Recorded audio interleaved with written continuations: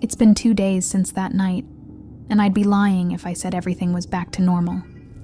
I keep replaying the last moments in my head, trying to convince myself it was all just a bad case of group hysteria, a shared panic fueled by exhaustion, the storm, and maybe too much cider. But the more I think about it, the harder it is to shake this feeling that the game got under our skin in ways I can't explain. So, it was supposed to be one of those easygoing October nights. You know, cider in hand, jokes flying faster than the autumn leaves swirling outside Harrison's picture windows. We were looking for something fun, but a little twisted.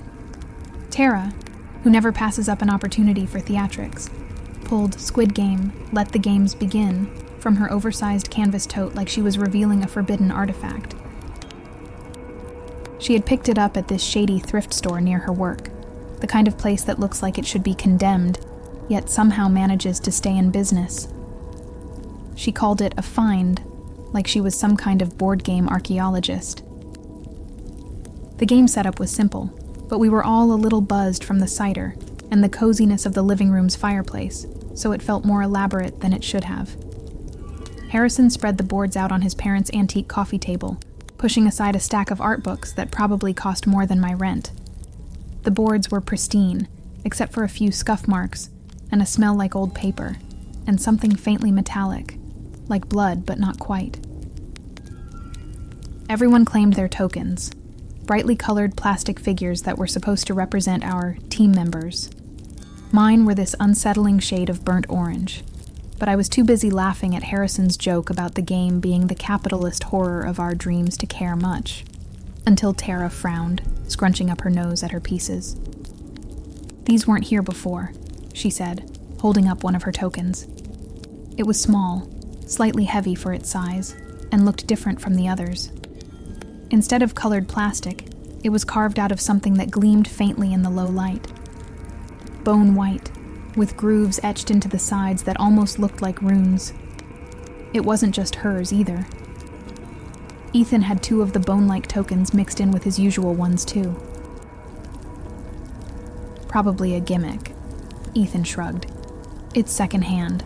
Someone could have DIY'd it, right? That's when Harrison leaned in, eyes narrowing in mock seriousness. Or maybe it's a curse, he whispered, his voice dripping with playful dread. We all laughed, except Tara. She was still turning the token over in her hand, inspecting it. I took one of the bone tokens from her and felt it against my skin. It wasn't just cold, it had a pulse. A weak, rhythmic thud that matched nothing around us. No tempo from a nearby sound, nothing. It was a heartbeat in miniature. I made some joke about it, something dumb and dismissive, because that's what you do when you don't want to look too close at the thing making your gut twist. We moved on, diving into the first round. Red light, green light. You wouldn't think such a silly setup could make anyone sweat.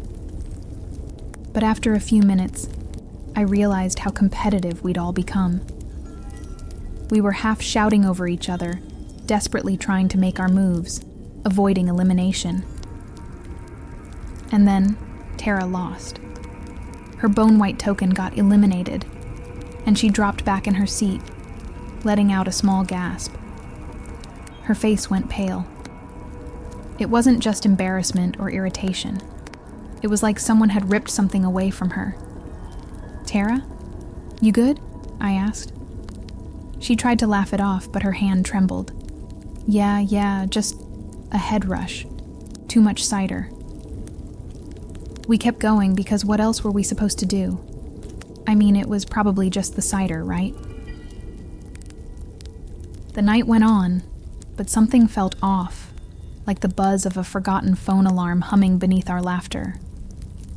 We powered through Dalgona, where you have to break out the shape without cracking your token.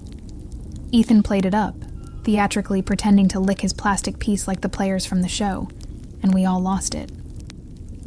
But every joke fell flat when someone lost a round, especially if they had one of those bone-white tokens. It was during tug of war that things got weirder. I could see Ethan struggling to concentrate, which was strange because Ethan's always the confident one. the cocky guy who never stops making jokes. Now his eyes were losing focus, and he mumbled, "I feel like something's squeezing me." It wasn't until his token got eliminated that he sagged back into the cushions, the playful grin gone from his face, replaced by something that looked like confusion, or maybe fear. Harrison, who usually takes everything about as seriously as a stray cat, actually got up to check the thermostat, thinking it might just be the cold making everyone weird. He said it was fine, but I could see him glancing back at the bone tokens left on the board. The strangest thing? It was my turn to make a play in marbles, and my heart thumped in my chest harder than it had any right to. A stupid game, in a warm living room with my friends, shouldn't make me feel like my blood had turned to ice.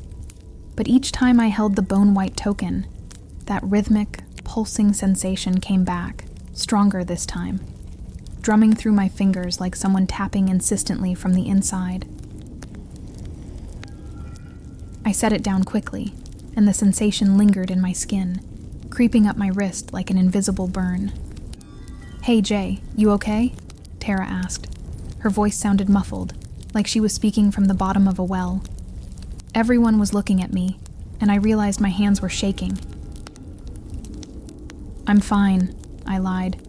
"Just, the adrenaline." I forced a laugh, but I could feel something was horribly wrong. My eyes darted to Tara and Ethan. They both looked drained, hollow in a way that makeup or lack of sleep couldn't explain. It was Harrison who finally called it. "We should stop," he said, his voice steady but serious. He picked up one of the bone tokens, and his lips curled in disgust. "This is a bad idea. Let's pack it up." We all nodded, relieved but trying to look casual about it, like we hadn't just experienced something bone-chillingly unnatural. I helped pack the game pieces back into the box, but something else caught my eye. There was a fine, dark powder on the coffee table, right where the bone tokens had sat. I ran my finger over it, and it smeared like charcoal dust, staining my skin. I didn't say anything, just wiped my hand on my jeans, pretending I hadn't noticed. But as we packed everything away, I couldn't shake the feeling that we had disturbed something we shouldn't have, that we had brushed up against something real and unexplainable. The night felt colder, and Harrison's parents' fancy, over-decorated living room seemed more like a mausoleum than a safe place to unwind. I thought about saying something to break the tension, but nothing seemed right. When Tara stood up, she staggered slightly, catching herself on the back of the sofa. "I should probably head out," she said, but she looked like she could barely keep her balance. "Stay the night," Harrison offered. We all probably should.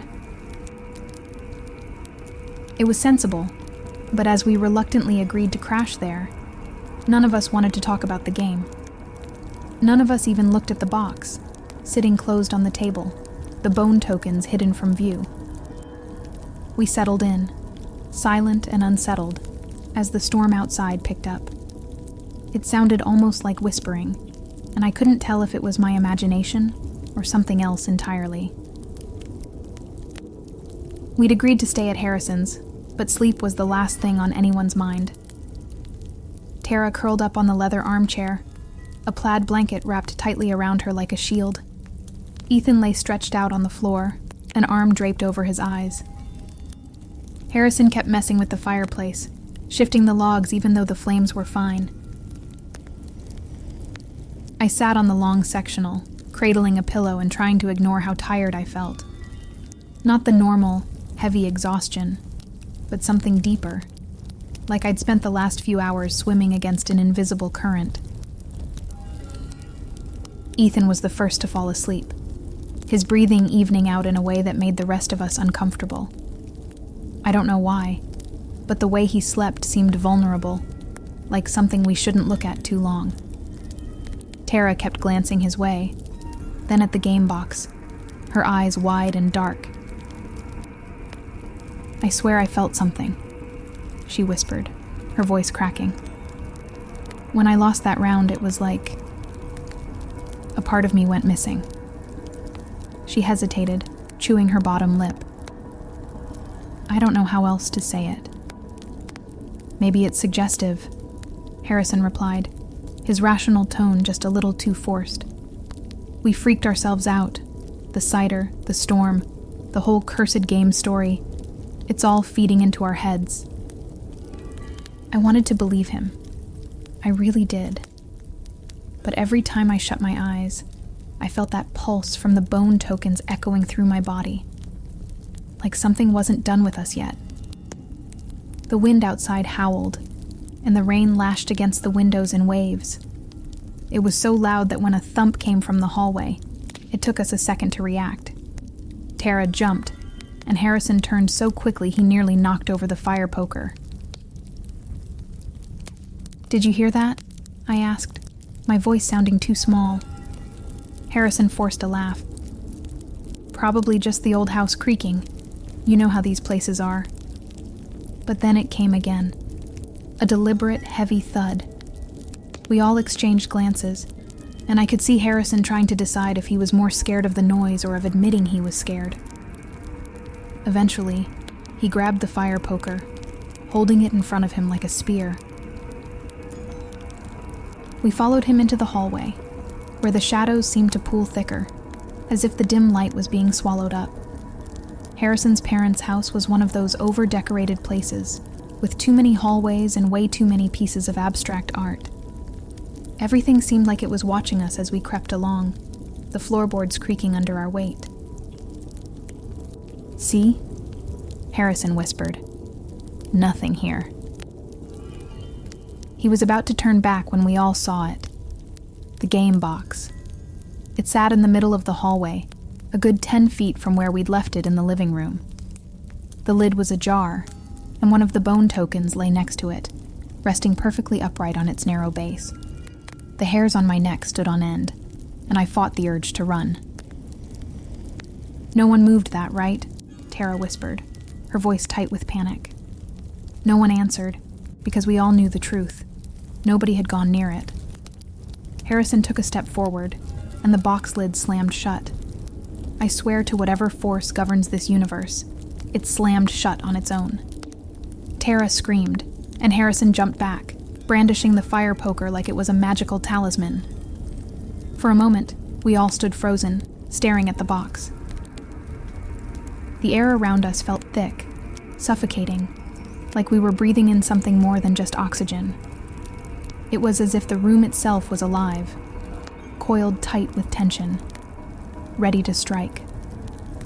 No one spoke, and the only sounds were the faint crackle from the dying fireplace and the relentless patter of rain against the windows. Harrison still stood rigid, the fire poker clutched tightly in his hand, while Tara sat back down on the leather armchair, pulling her knees up to her chest. She trembled, her wide eyes fixed on the game box, as if it might explode at any moment. Ethan had slumped back against the wall, clutching his chest, his breath coming in shallow gasps. My own limbs felt like lead, but I knew someone had to act, had to do something, even if every instinct told me to run. I bent down, ignoring the pulse of terror running through me, and picked up the token. It felt colder than before, and the heartbeat I'd felt earlier was frantic, like something was panicking. I opened the box's lid, tossed the token back inside, and slammed the lid down, hoping to seal away whatever was affecting us. "All right," Harrison said, his voice shaking. "That's it. We're done. We'll throw this thing out tomorrow. It's just a stupid game." But no one looked convinced, and the storm outside didn't let up. We were all trapped in that house together, with a growing sense that the game wasn't ready to let us go. The storm outside felt like it was closing in, wrapping the house in a suffocating blanket of wind and rain. The atmosphere inside was worse, thick, awkward, and buzzing with a shared anxiety we tried not to acknowledge. We shuffled back into the living room, each of us finding a spot to sink into like exhausted, cornered animals. I noticed Ethan was pacing. The guy never paces. He's the laid-back one, always lounging, cracking jokes, barely moving unless it's for food or a beer run. But now his eyes had this wild, haunted look, and his jaw kept twitching like he was chewing over something bitter. "Ethan," I said, my voice a little too loud in the heavy silence. "You all right, man?" He stopped, facing me, and for a moment his expression was blank, like he didn't even register where he was. Then he shook his head, running both hands through his hair. "No, actually. No, I'm not," he admitted, his voice cracking. He started laughing, not a relaxed Ethan laugh, but a strained, almost hysterical sound. "This whole thing is wrong. I don't know why we're just sitting here, pretending it's not." That cut through me. Ethan never talked like that. Never let anything rattle him. He turned to Harrison, eyes wide. "Why the hell do you even have this house?" he demanded. "Seriously, why do rich people collect mansions they don't even live in? Just to rot in them? To let bad things happen?" Harrison's face flushed, and he opened his mouth to argue, but then he just closed it. Like he realized there was nothing he could say to defend his family's bizarre choice of keeping a barely used home in the middle of nowhere. Tara shifted in her chair, clearly uncomfortable. Ethan's outburst had cracked the illusion we were desperately trying to maintain, that we were just a bunch of friends having an unlucky night. Now, it felt like we were unraveling. I tried to bring some levity back. "Hey, okay," I said, raising my hands in a surrendering gesture. "Let's not implode, all right? We need to calm down. It's just a game. Weird, creepy, sure, but it's not real." Ethan cut me off, his laugh returning, jagged and humorless. He rubbed at his chest, right over his heart, his expression twisted. "Every time I close my eyes, I feel this pressure, like something's holding my heart, squeezing it." He took a breath, then turned and kicked one of the couch cushions across the room. "And it's not real, right? So why does it feel like I'm dying?" I had no idea what to say. My mouth opened, but nothing came out. Tara was trembling now, curling in on herself as if she could make her body smaller, make herself invisible. Ethan's meltdown was shaking all of us, tearing at the fragile calm we'd pieced together. Harrison finally spoke, voice strained but composed. "Look, Ethan, we'll get out of here tomorrow. Go back to the city, get some fresh air, detox from whatever vibes this place has given us." He sounded almost clinical, like he was trying to talk a patient off a ledge. "Tonight, we just stick it out." "Stick it out," Ethan muttered. He dropped into a chair, his shoulders sagging. "Yeah, sure, whatever. Sticking it out. Great plan."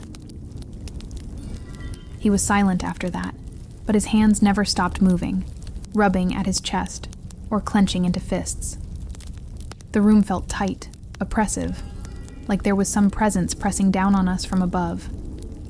I tried to ignore the feeling, tried to remind myself this was just a weird coincidence, an overactive imagination fueled by too many horror movies and ghost stories.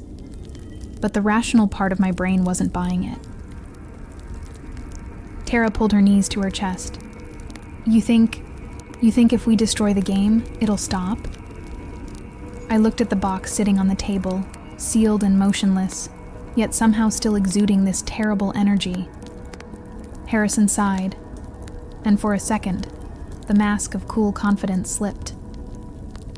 "We could try," he said, his voice thin. "But I doubt it. Besides, I'm not about to take an axe to a game in my parents' living room." Silence swallowed the room again. The wind rattled the windows, and I could have sworn I heard a whisper, like something just outside. I refused to look, refused to even acknowledge it. We sat there, suspended in an uneasy quiet, each of us grasping for something tangible to explain what was happening. The storm outside had settled into a steady, relentless drumbeat, rain pattering against the house like a million tiny fists. I couldn't shake the feeling that something, or someone, was out there, just beyond our view, waiting. Ethan had finally stopped pacing, but he was hunched over in his chair, hands gripping his knees so tightly, his knuckles had gone white. He kept glancing at the sealed game box, a grim line etched between his brows. Even Harrison, who normally oozed the unbothered charm of someone who's never really been scared of anything, looked pale and strained. His grip on the fire poker had loosened, but he kept it close, just in case. "Maybe," Harrison said, breaking the silence, "we're overthinking this. It's power of suggestion or whatever. We got spooked, and now our brains are feeding into it." Tara raised an eyebrow, her voice low and hollow. "Then why do I feel like I haven't slept in days?" She rubbed her eyes, and I realized she had dark circles forming, bruises of exhaustion that hadn't been there before. Harrison hesitated, searching for some logical rebuttal, but he came up empty. "Look," he said finally, "it's just weird coincidences. Maybe the cider was bad." His voice wavered on the word maybe, and I could tell he was trying to convince himself as much as the rest of us. Then, Tara did something out of character, something that broke through the strained, nervous facade she usually wore. She laughed, a bitter, mirthless sound that made my stomach knot. "You really think this is all just bad cider?" She sounded almost hysterical, like she was on the edge of something she couldn't pull back from. "You think I'm imagining this?" She pressed her hand to her chest, right over her heart, where she swore she'd felt something missing earlier. "Because I swear, Harrison, something took something from me." The room went dead silent. Tara was always the skeptic, the one who rolled her eyes at horror movies and made snarky comments about ghost hunting shows. Seeing her like this, rattled and desperate, made everything so much worse. Ethan didn't even look up. He just mumbled, "We've messed with something we shouldn't have," like a mantra he'd repeated to himself 1,000 times already. I tried to think of something, anything to say, but my mind felt blank. A faint creaking sound interrupted the tense silence, and we all flinched, our eyes darting to the hallway. It sounded like footsteps, slow and deliberate, moving closer. Harrison jumped to his feet, the fire poker raised. His hands were trembling, though he tried to hide it. "Who's there?" he called, his voice cracking slightly. We all waited, holding our breath, but no answer came. Only the steady creaking, like the floorboards were protesting the weight of someone or something that shouldn't have been there. Tara buried her face in her hands, shoulders hunched. "I can't do this," she whispered. I can't." She was unraveling in front of us, this tough, unflappable friend we'd all relied on. It was like seeing a statue crack and crumble, revealing something vulnerable and terrified underneath. Ethan stood up abruptly, his chair scraping across the floor. "Screw this," he said, his voice low but determined. "Let's get out of here. Just leave the game, leave the house, whatever." He grabbed his coat, the burst of energy almost frantic, like a man escaping a burning building. Harrison's jaw tightened. "You can't just leave," he protested. "It's a storm out there. Roads are dangerous." Ethan rounded on him, eyes blazing. "You think staying here is safer?" He gestured to the game box, as if it were a bomb about to go off. I'd rather take my chances with the rain. I could feel the group teetering on the edge of panic, the tension so thick it felt like the air itself was pressing down on us. Ethan was on the verge of bolting, Tara was barely holding it together, and even Harrison looked ready to snap. Something had to give. "Okay, everyone just calm down," I said, forcing authority into my voice. "No one's leaving. Not in this storm. Not like this." I took a breath, trying to steady my own nerves. Maybe we just need to get rid of it. The game, I mean. Destroy it. Harrison's eyes narrowed, but he didn't argue. The others watched me, their expressions a blend of relief and dread. It felt like the only plan that made sense, even if the idea of touching that game box again made my skin crawl. Harrison threw the game box into the fireplace, flames licking greedily at the cardboard. The rest of us watched, our breath held, as the fire crackled and spit embers across the stone hearth.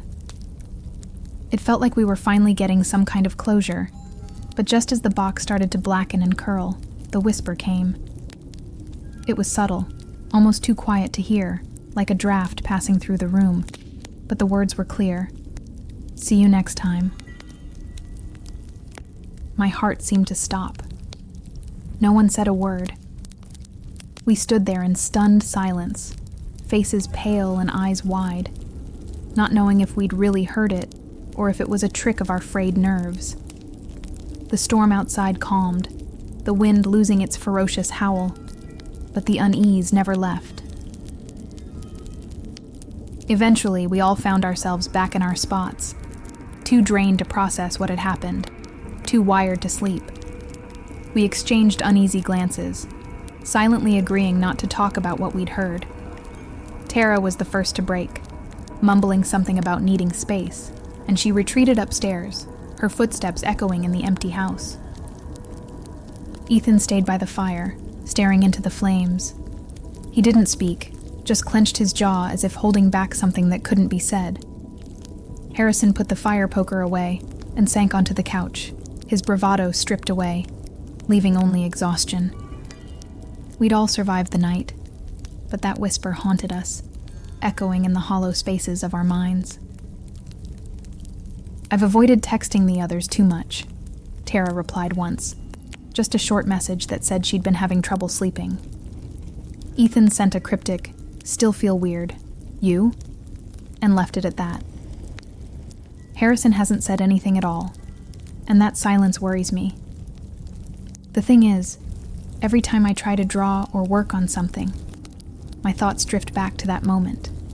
The whisper, the flame, the game box crumbling into ash that never really felt gone.